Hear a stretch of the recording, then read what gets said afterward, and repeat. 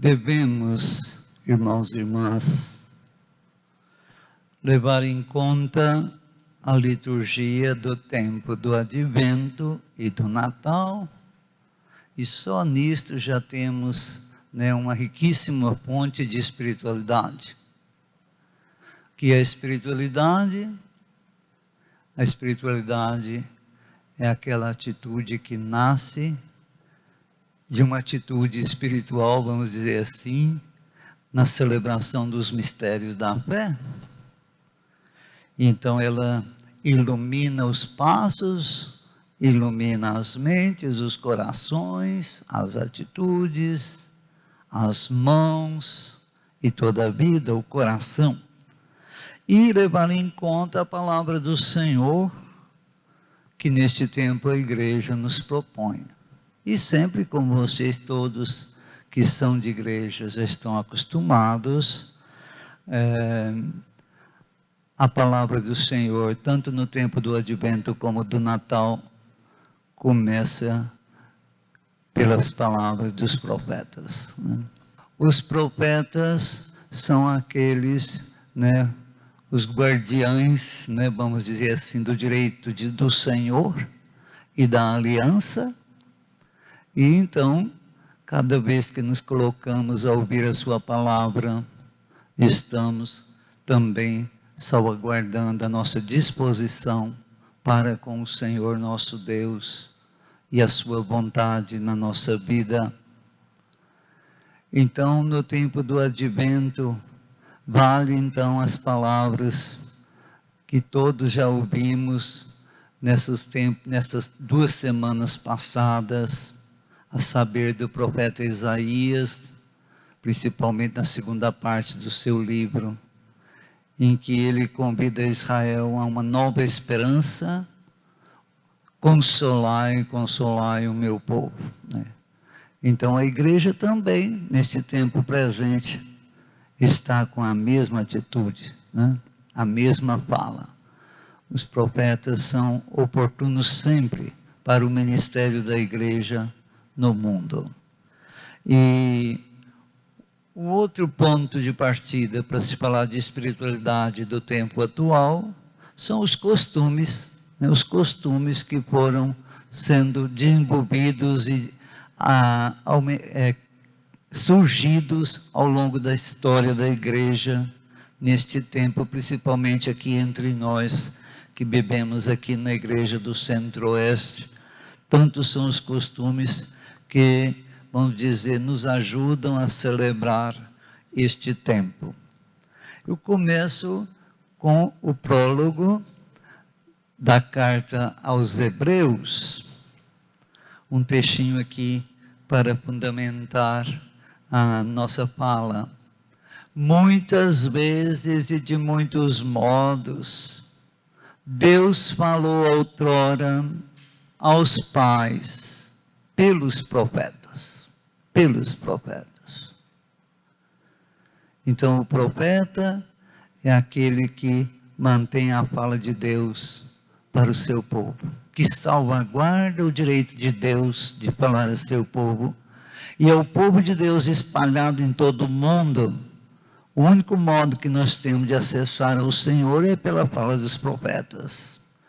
Por isso, desde que Israel foi exilado e espalhado no mundo inteiro, ele vem realizando esta vocação de anunciador da palavra. Portanto, ele assumiu o papel dos profetas, como a igreja também está no mundo com este ministério da palavra. E sem essa palavra, nossa espiritualidade se torna oca, se torna alheia, incapaz de salvar, incapaz de iluminar, incapaz de orientar. Então, de muitos modos, Deus falou aos pais pelos profetas. E hoje, diz o prólogo, agora nesses dias que são os últimos. Então, aqui nasce essa dimensão, nesses dias que são os últimos. Interessante que esta palavra está nos abrindo a perspectiva dos últimos dias, né? Como vamos viver aqueles últimos dias? A igreja está sempre nesses últimos dias, né? Então, nesses últimos dias, falou-nos por meio do Filho, a quem constituiu herdeiro de todas as coisas. Então, agora estamos nessa perspectiva de ouvir o Filho que estamos celebrando e esperando, rememorando o seu nascimento, o seu Natal. Falou-nos pelo Filho, herdeiro de todas as coisas. Então, a nossa espiritualidade não é só lá do Antigo Testamento, mas ela passa pelo Filho. Falou-nos pelo Filho. E aí passamos então a outra palavra sugestiva para nós, que é o anúncio do Filho. Uma das leituras da noite de Natal: um filho foi nos dado, um filho nasceu, um menino nasceu para nós, um filho foi dado para nós, né? Então Isaías anunciando, e a igreja se sente aquela que acolheu este filho e segue este filho, herdeiro de todas as coisas.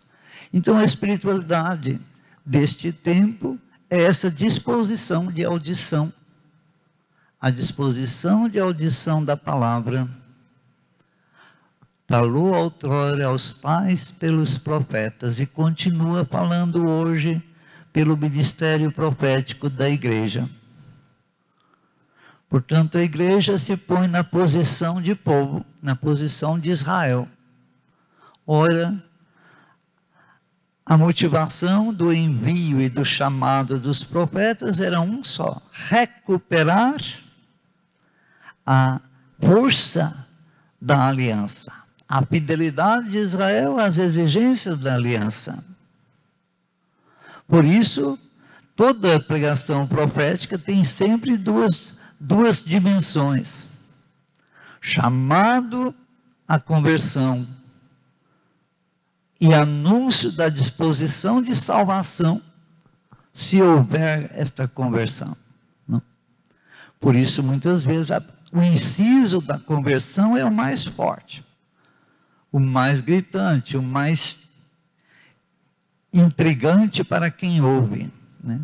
Haja vistos principalmente os profetas antes do exílio. E aos profetas para o povo espalhado, agora é o anúncio de salvação. Os últimos dias. Novo reino. O Senhor quer voltar a reinar no meio do seu povo. E então anuncia aquele que vai instaurar o reino do Senhor, né? Por isso vai descrever, Isaías vai descrever para nós o menino que nos foi dado, o filho que nasceu para nós. Ele traz nos ombros a realeza.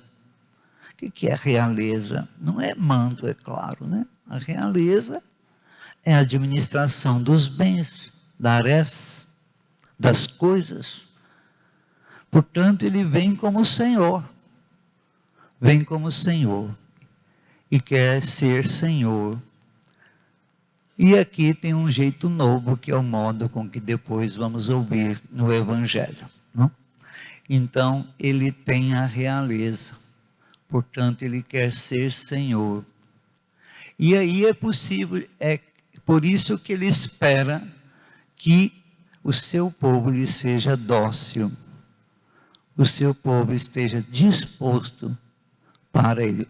Um povo disposto. Um povo disposto significa aberto. Aberto para a realeza do Senhor. Uma segunda direção da espiritualidade que brota deste tempo é o nascimento do Senhor. Os relatos que temos nos evangelhos do nascimento do Senhor. E aqui eu paro no evangelho de Lucas, né, onde nós vamos ouvir o anjo anunciando aos pastores o nascimento do Senhor. Eis que vos anuncio. Então, nasceu-vos hoje um Salvador, que é Cristo Senhor, na cidade de Davi. Isto vos servirá de sinal. Encontrareis um recém-nascido, envolto em faixas, deitado numa manjedoura. Então veja como o anjo anuncia aos pastores o Salvador nascido, um menino recém-nascido, envolto em faixas. São Lucas descreve o menino como se fosse de fato, e o era, um menino judeu envolto em faixas. As judias envolviam seus meninos em faixas para evitar, né, qualquer influência má. Essas faixas eram envolvidas com ervas amargas, ervas fedidas, e o menino ficava envolvido ali por uns 7 dias, preservado de qualquer mal. E aqui, é claro, a igreja sempre entendeu o menino nascido sem pecado. O menino que vem redimir dos pecados é envolto em faixas. Depois, mais tarde, quando a igreja começou a representar o Natal da Mãe do Senhor, também a apresenta toda enfaixadinha, para proclamar a sua concepção virginal, a sua concepção sem pecado.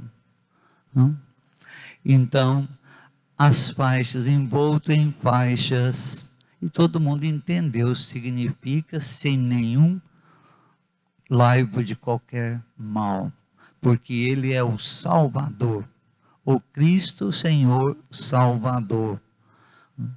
Salvar do quê? Da transgressão à aliança, salvar da ação do mal.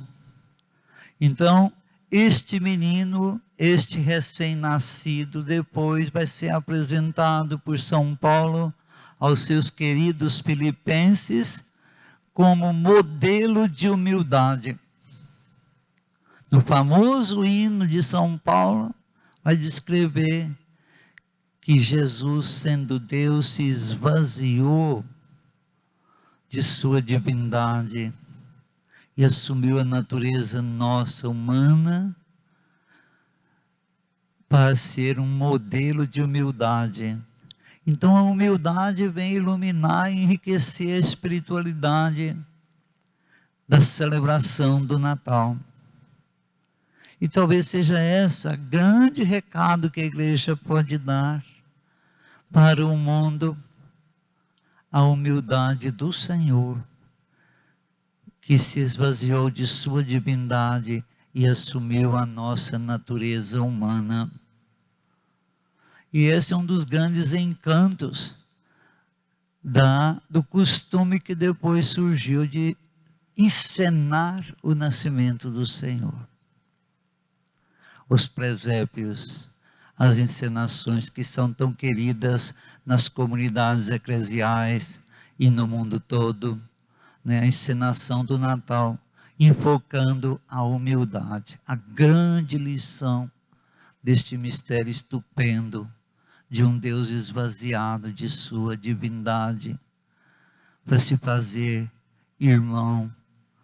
Um menino nos foi dado, um filho nasceu para nós, né? Então significa toda a generosidade de Deus para uma humanidade marcada pelo mal, ou pela transgressão, ou pelo pecado. Então a espiritualidade deste tempo direciona para um Natal que nos chame à humildade. Então, quanto cuidado que vamos ter que ter para que o Natal salvaguarde este modo do Evangelho contar o nascimento do Senhor e de São Paulo descrever aquele modo de entender Jesus. Ele se esvaziou de sua divindade, fazendo-se homem, fazendo-se servo, obedecendo até a morte de cruz. São Paulo, quando colocou aquele hino na carta aos Filipenses, certamente queria incidir sobre o modo de viver na comunidade eclesial, daquela comunidade que lhe era tão querida, que era a igreja de Filipos. E depois um outro elemento desta festa e deste tempo, nós temos então, na celebração da Epifania. Né? Na oitava do Natal nós temos a festa da Mãe de Deus. A igreja chama atenção para a mulher, a Mãe de Deus, o grande título da Mãe do Senhor, para iniciar o ano civil. Quase que como nos chamando a ler de novo a criação e o papel da mulher no início da humanidade. E logo após, a festa da Epifania, que é o Natal das igrejas do Oriente. No Oriente, o foco festivo está na Epifania, enquanto nós ocidentais, principalmente na igreja romana, celebramos o nascimento do Senhor. E o costume deles é muito interessante, porque destaca que o povo de Deus é um povo espalhado no mundo. E um povo para ser conquistado pelo anúncio do Evangelho. E aí, para nosso caso, é a famosa questão da festa da estrela da guia. Um astro levantou-se em Israel, e este astro foi reconhecido por estrangeiros, magos do Oriente, se deixaram guiar por uma grande luz. Luz que suscitou grande alegria. Então, a festa da Epifania revela para nós o Evangelho que ilumina o mundo e a vocação evangelizadora do povo de Deus espalhado em todo o mundo. Então, terminando o tempo do Natal, a igreja sai como que enviada ao mundo inteiro para ser a luz dos povos anunciando o Evangelho. Então, é uma espiritualidade exigente esta, que ninguém é excluído. Daí vejam como a arte cristã foi elaborando os personagens da encenação do Natal, né? Dando raças para os magos, realeza, significando as etnias muitas, porque todos chamados a fazer parte do povo de Deus, ouvindo o anúncio do Evangelho. Então, ninguém está dispensado de participar desta missão, de levar a luz da salvação para todos os povos. Então, o anúncio do Evangelho de Mateus, contando como os magos chegaram e foram ao Senhor. E quantos costumes ricos de significado surgiram na igreja a partir desta celebração da festa dos Santos Reis, da festa da luz que brilha no meio das trevas, realizando sim o famoso texto de Isaías: uma luz levantou, um filho nos foi dado, um menino nos nasceu, né?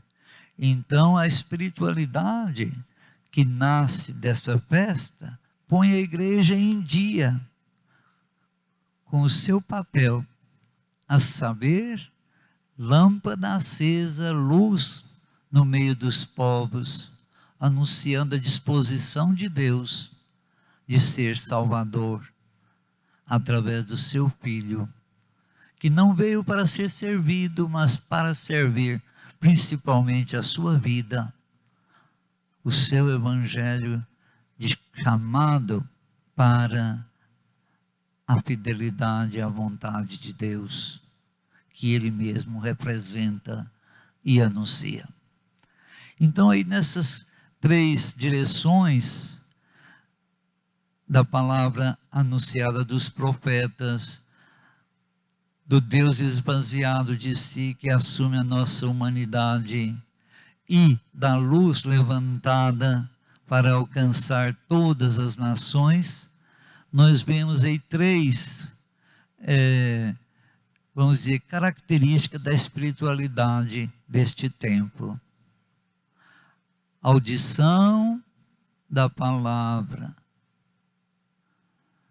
abertura para a palavra do profeta, aprendizado da humildade do Filho de Deus, que sendo Deus se esvaziou desta divindade, e a missão de anúncio e iluminação.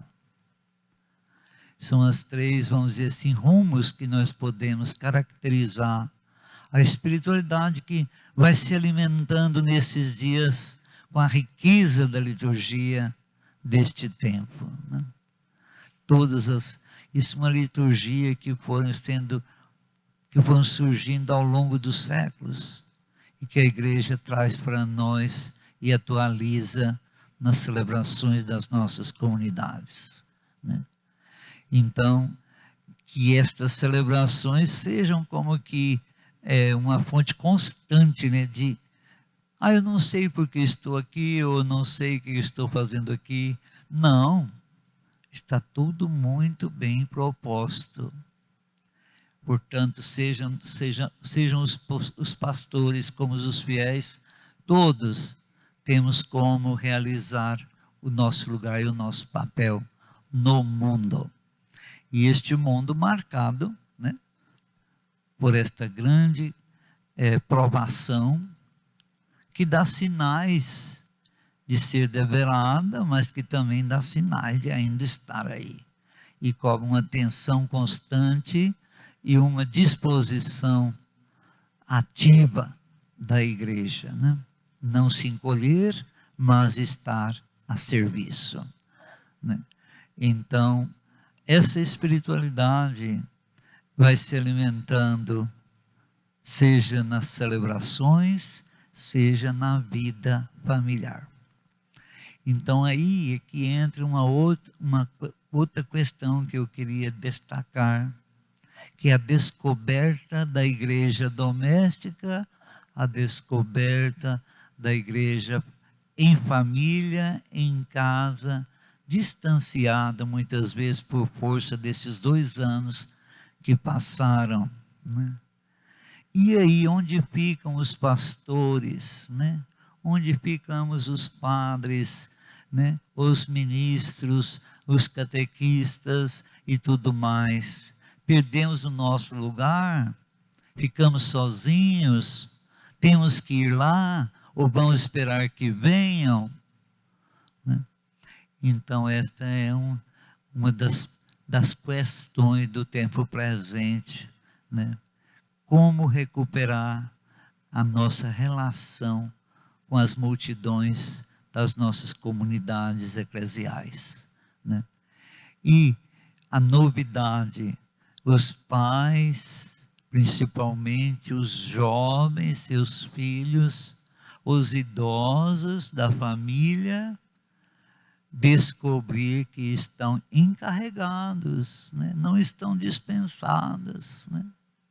Alguém me perguntou como é que fica o preceito dominical, né? Falei, você não está dando conta dele em casa, né? E aí temos a riqueza dos multimeios que leva a celebração em casa, né? Que não dispensa ninguém, todos podem acessar, né? E aí a nossa relação, não vamos esperar a comunidade vir, nós vamos a eles. Então vai ter que ir de modo diferente. Não mais a multidão, não mais a assembleia, mas famílias situadas, com seus vários membros, as várias faixas etárias, crianças, netos, jovens, adultos, idosos. Então descobrimos aí um jeito de ser da igreja dos mais lindos, mas também extremamente desafiadores, para principalmente aqueles que estão a serviço da igreja, seja na condução, na pastoral, seja no ensinamento, na catequese e nos serviços outros dos vários sacramentos. Então, a espiritualidade do Natal e do Advento e do Natal enriquece também o modo de agir neste tempo novo. Vamos dizer, do final de pandemia ou do pós-pandemia, e como conduzir a igreja neste tempo. A espiritualidade que nasce, seja do Advento, que nos põe naquele aprendizado, o aprendizado de como esperar o Senhor. Quando é que o Senhor vem? Basta acessar os textos da liturgia e nos fala como é que o Senhor vem, né? E aí então aprendemos a vigilância, a sobriedade, a simplicidade e a disposição de acolhida, que é o que está sendo desafiado todos os pais e mães, é a acolhida diária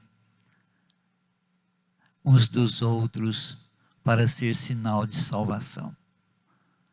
Então, grande parte do serviço de condução da igreja voltou-se para os pais. Então, com isso, a pastoral, principalmente de preparação para a vida conjugal e familiar, dobrou o seu desafio.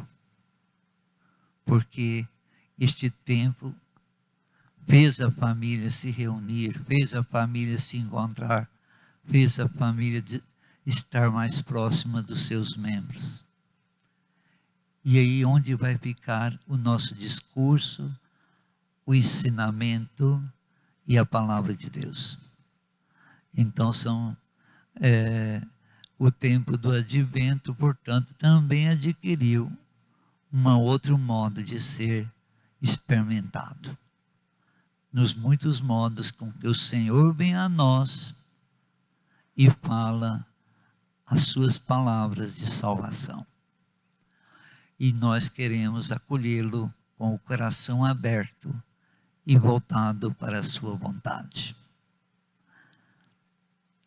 Uma última palavra, depois desses 3 rumos que eu falei da espiritualidade, deste tempo, uma espiritualidade, portanto, calcada na palavra, é a questão das relações fraternas, porque diz assim: o Senhor se esvaziou de si mesmo e se pôs, não vim para servir, mas não vim para ser servido, mas para servir. O Senhor que se manifestou entre nós como Salvador, se fez servo. Então a igreja está a serviço. Mas um serviço que, antes de tudo, é se dispor de ser irmão. Então, romper diferenças, romper distâncias, evitar o medo, aproximar-se, sair, desarmar. Então são alguns verbos que nos desafiam. E aí contamos a última prece, oramos pelo Santo Padre, nas preces do ofício, justamente são as palavras dele que têm desafiado a igreja no mundo inteiro para todos somos irmãos. Todos somos irmãos. Aprender a lidar com as diferenças, a lidar com o estranho, a lidar com o que está longe. Não nos contentar com aqueles que vêm até nós, não nos contentar com aqueles que formam as nossas assembleias. Precisamos ultrapassar, alcançar aquele que se afastou, aquele que nunca veio e aquele que foi. Então, trazê-los, né? Alcançar. Para tanto, é preciso ir em atitude de irmão, em atitude de serviço. Este é o mais desafiador, né? Porque, ao mesmo tempo que estamos voltados para salvaguardar a vida, salvaguardar-se dos males do tempo presente, alcançar aqueles que estão distantes ou que ainda não foram alcançados. Então, a atualidade daquela palavra, somos todos irmãos, tutti fratelli. Então, como abrir espaço para o diferente? Como lidar com o diferente? Sem estar, vamos dizer, sobre ele, ou por baixo dele, mas aberto. E aí entra toda a questão da acolhida, que principalmente neste tempo de migrações, todos os povos estão sendo desafiados a estarem abertos. O migrante é alguém diferente. Como eu dou espaço a ele? Que tipo de espaço e que autoridade e que poder eu dou a ele, sem só submetê-lo ao serviço ou ao trabalho que por acaso eu tenha para ele fazer. Então as fronteiras praticamente estão caídas. A igreja quer que as fronteiras não impeçam a entrada. Pelo contrário, se abram. Tem muitos precisados de serem encontrados. Então, o último item desta espiritualidade é a disposição de abertura para os de fora, os que não são contados entre nós, para que também eles sejam alcançados pela palavra do Senhor e pela luz levantada no meio dos povos, que é Jesus, nascido para nós. Então esta é a minha palavrinha hoje. Paz e bem, um bom dia. Nós temos o costume de sempre rezarmos as novenas de Natal, e é uma das formas de comunidade eclesial, na sua forma mais basilar, a igreja doméstica, mas nesses tempos de pandemia tem se tornado um pouco complicado. Quais dicas pastorais o senhor poderia dar para reavivar, nesse sentido, a igreja doméstica que tanto é caro para nós, e que nós não possamos perder esses elementos essenciais para nós? Eu não cheguei a listar os costumes fora do dado litúrgico, né? Como comidas, folias, músicas e presépios, e aí também entra a novena de Natal e a preparação para o Natal.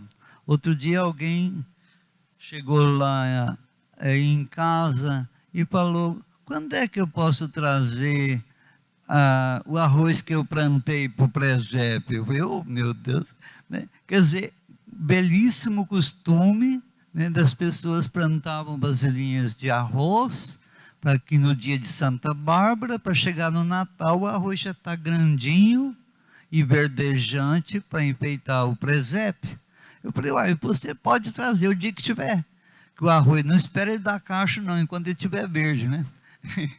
E então, para não decepcioná-la, mas ela tinha arroz plantado para decorar o presépio. Então são coisas assim que nos surpreendem. Significa o costume está impresso, está impresso dentro da alma, né? Dentro das.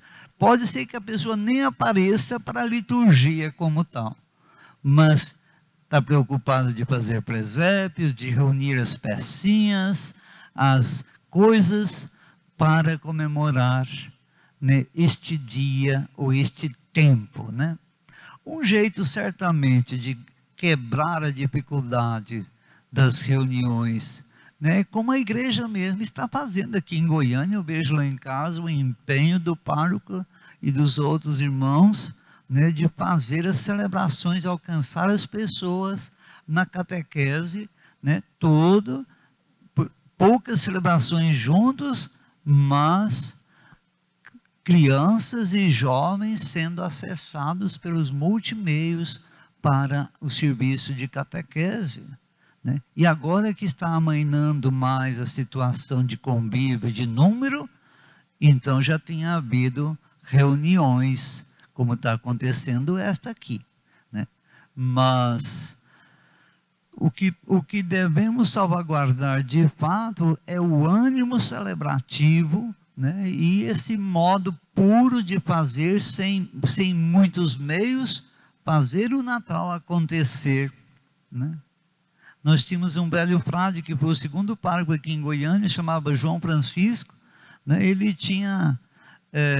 trouxe forminhas para poder fazer presépios e distribuir, né? Então, as 3 peças principais, José, Maria e o menino, né, fazia de gesso, chamava as mulheres da comunidade para pintar e distribuía.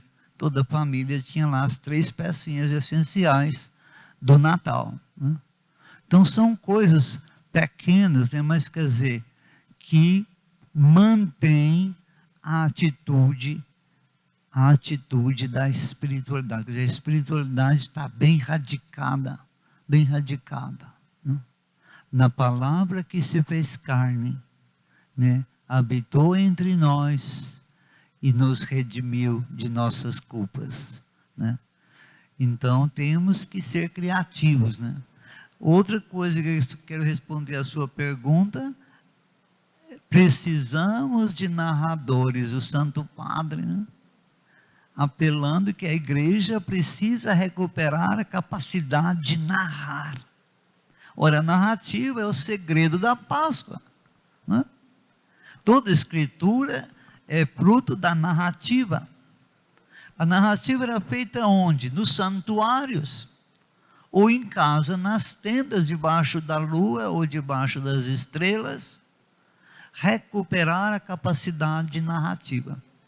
Olha, você não vai ter capacidade, não vai poder fazer narrativa se você não montar uma pequena plateia, um pequeno grupo para te ouvir.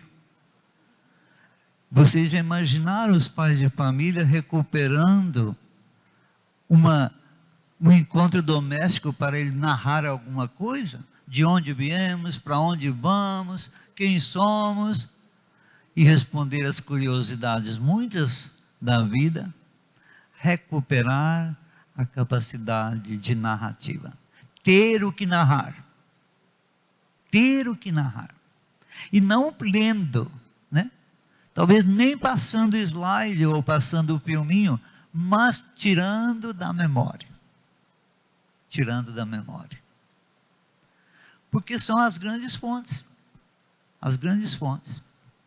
Se hoje nós temos a palavra escrita, mas o que dá vigor, e que esta palavra dá vigor à igreja, por quê? Porque a palavra é narrada, né? A fonte da revelação é a tradição, isto é, a narrativa do que está na memória, do que está na memória.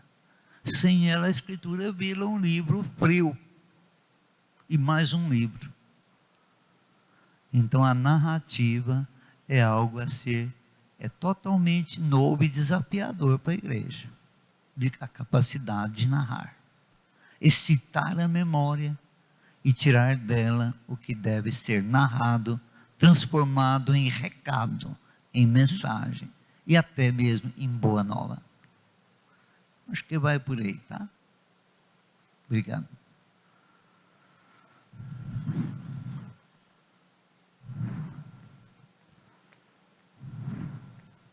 Também queria chamar os costumes do Natal ou do Advento estão mergulhados aqui entre nós no verão.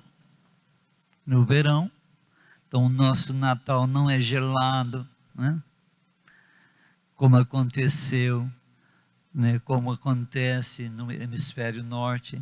O nosso Natal é quente, dias grandes, né? Depois chuvas, e quando não tem chuva nós ficamos sem graça de cantar que as nuvens chovam a justiça, né? Quando não tem chuva, o tempo do advento fica empobrecido, porque não podemos ver realmente a chuva chovendo, né? Mas é típico do tempo, né? A chuva faz parte e ilumina e enriquece essa espiritualidade do tempo do advento, que as nuvens chovam, né? Chuva. Depois, fim de ano civil. Fim de ano civil significa 13º salário, né? Um pequeno aumento. Aí vem então a ideia dos presentes, que é calcado lá na festa dos magos, né?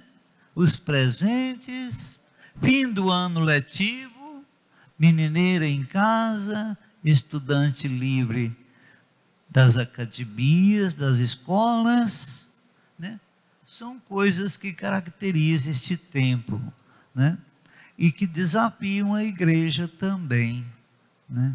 De como aproveitar este tempo, vamos dizer, se profano, e dar a ele a luz do Natal, né? Não, e vejam como são espertos os filhos do mundo, né? Já tem presépio montados em todas as empresas, em todas as coisas não eclesiais, estão passando na nossa frente e dando o recado antes de nós, e nem sempre com a mesma ênfase ou com o papel adequado do recado. Isto é preocupante. Tá, Frei Fernando, e o Papai Noel? Você é devoto do Papai Noel? Boa pergunta, hein? Papai Noel é uma bela questão. O pároco lá da minha terra, no sul de Minas, vive em guerra com o Papai Noel, né?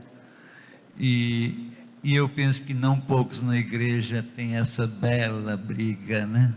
E que pena, né? Porque o Papai Noel tem a sua raiz lá na memória de São Nicolau, e virou essa figura estranha, né? E coisa assim, mas né? A ternura da criança com o bom velhinho é algo simplesmente, né? E totalmente, vamos dizer, porque não adianta falar assim, não, é São Nicolau.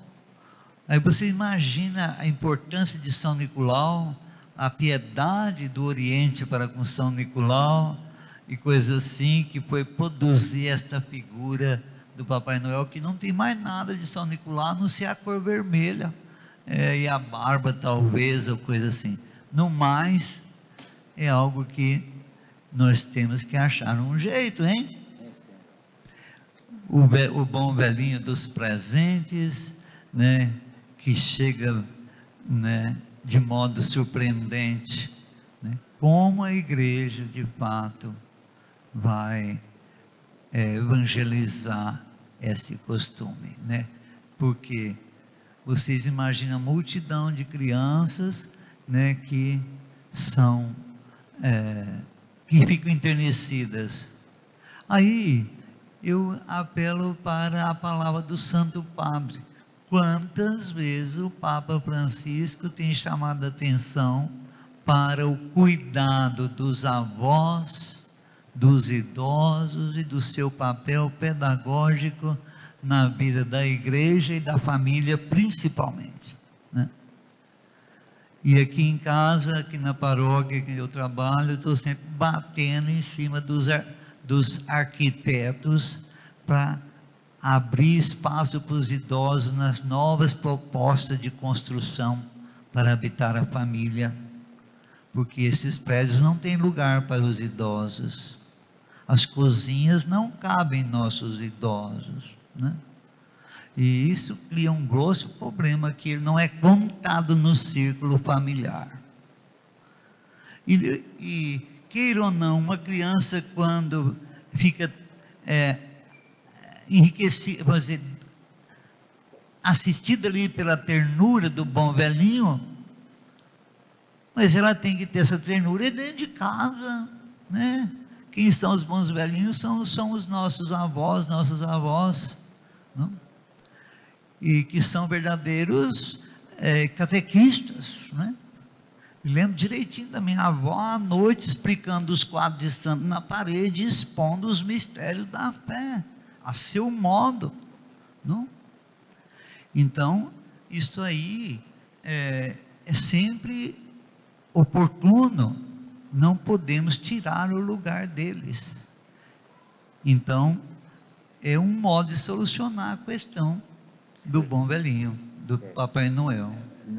Quando eu cheguei aqui, Frei Fernando, os governadores precedentes, sim, costumavam fazer ali na Praça Cívica o lançamento das festas natalinas, com aquela iluminação toda, e também faziam uma festa do Papai Noel, exatamente por causa das crianças. Mas eu ficava intrigado com aquilo. Bom, Papai Noel está aí, Papai Noel bonito, atraente, vem um homem vestido, preparado, né? Preparado, etc. E não tinha o menino Jesus, o festejado não aparecia. Aí eu inventei com a primeira-dama, disse: senhora primeira-dama, vamos fazer o seguinte, vamos fazer uma procissão nos outros anos, do palácio, trazendo o menino para o palco, e aí a gente mostra este menino. O Papai Noel está aí do seu lado, fique, mas é importante que sobressaia a figura de Jesus, que também é ternura, sim, não é? Sim. Ternura eterna, um menino na sua idade. De fato, o presépio, ele suscita ternura, né? Ele nos faz infantis, ele faz com que retornemos a alguma coisa, mesmo que nunca tenhamos celebrado, por força do mundo como ele anda. Quantas crianças não teve o aconchego de uma noite de Natal, o aconchego de uma festinha doméstica, familiar e coisas assim? Como recuperar isto, né? E então isso aí é o Estado, os meios, o comércio, né, tenta descobrir um jeito de fazê-lo. E a igreja tem tudo, né? Porque diante de um presépio, quem não, de fato, não se deixa tocar pela ternura da cena, ou pelo modo com que ela foi encenada, né? E é algo que deve ser, de algum modo, recuperado. Não sei como ainda, é claro, a gente tem 1000 ideias, né? Mas, pelo menos, sabemos que a pessoa humana tem esse lado importante, e que ele também, de algum modo, alimenta a espiritualidade que a igreja quer incentivar e servir, digamos assim, juntamente com o seu ministério, né? Não sei se o senhor estava aqui quando nós ganhamos um presépio daqueles lá de Roma, que estava na praça, né?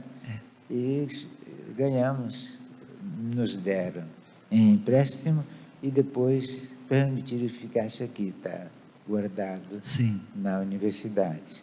Agora, de vez em quando, porque todo ano não dá para fazer, de vez em quando a gente vai voltar a fazer, não sei agora, quer dizer, eu estou no fim, nosso bispo é que vai rezar, vai fazer o que achar melhor, não é? Mas tem essa possibilidade. Sim. E o Padre Rodrigo foi inventivo lá na Sagrada Família, trouxe Sim. 14, 15 presépios do mundo inteiro e colocou lá na exposição dentro Sim, da sim. Basílica, né? É. Enfim, lá na Sagrada Família é importante Sim, que seja sim. presente o presépio. Sim. De fato, a espiritualidade natalina e do advento tem a ver com este encontro de família, né? E essa redescoberta do papel evangelizador, catequético e de narrativa das tradições que nos comunicam vida, né? Tá. Bom, o senhor disse que na pandemia houve um fortalecimento da igreja doméstica, que foi uma coisa muito bela, Desafiador. realmente. Mas, por outro lado, eu estou observando um certo comodismo, Sim. porque mesmo com a abertura da igreja, as pessoas relutam em voltar para a igreja. E a comunidade, o encontro da comunidade é muito importante. Sim. Então, eu acho que deve haver uma maneira de recuperar essas... Um novo chamado, né, irmã? Um novo chamado. E essa recuperação vem com a novidade, né? A novidade é justamente, estão dizendo assim, olha, a partir desses 2 anos de provação com a pandemia, agora o Brasil vai ter que descobrir a questão da higienização, a questão das máscaras, que outros povos que são menores, como no caso do Japão, isso já é um costume de dezenas de anos, né? Nós vamos ter que acostumar com isso, mas não vamos poder dispensar, é claro, da vida comunitária, né? Do encontro na mesa do Senhor, do serviço de ensino e de catequese, de comunhão, né? Então, de fato, está lenta, a volta está lenta, né? A gente tem que continuar de novo a chamar os irmãos, né? Porque por mais que a vida eclesial doméstica seja inteira pelo dom do próprio Espírito ao casal que celebra o matrimônio, mas nós temos como pastores ou como ministros, temos o nosso lugar. E eu agradeço, né, essa alerta, de fato, de fato. Então, encerrando este tempinho de reflexão sobre a espiritualidade adequada ao tempo que nós estamos vivendo, eu leio aqui um trechinho do profeta Isaías, que também vai ser a leitura, vamos dar logo mais na semana do Natal. Vou começar lá no capítulo 8. Como no passado ele menosprezou a terra de Zabulon e Neftali, no tempo vindouro cobrirá de glória o caminho do mar, além do Jordão e o distrito das nações. O povo que andava nas trevas viu uma grande luz. Uma luz raiou para os que habitavam na terra sombria. Multiplicastes o povo, deste-lhes grande alegria. Eles alegraram-se na tua presença, como se alegram os ceifadores na colheita, como regozijam os que repartem os despojos. Porque o jugo que pesava sobre eles, o bastão posto sobre seus ombros, a vara do opressor, tu destroçastes, como no dia de Madiã. Então essas palavras são as palavras que dão o teor da mensagem da igreja a partir do Natal do Senhor. Não só aí na última semana do Advento, que a gente chama a Semana Santa do Natal, enriquecida com as grandes antífonas e os grandes recados que estão na liturgia das horas, esta alegria recuperada. A alegria recuperada, né? Vejam só, multiplicaste, deste-lhe grande alegria, né? Então essa alegria que não está calcada em abundâncias ou em exageros, mas a alegria de ver uma ação salvadora de Deus. Nasceu para vós um menino, né, que é o Cristo Senhor, o Salvador, né? Então esta alegria que deve ser como que a ambiência da nossa espiritualidade deste tempo que celebramos com toda a igreja. Obrigado.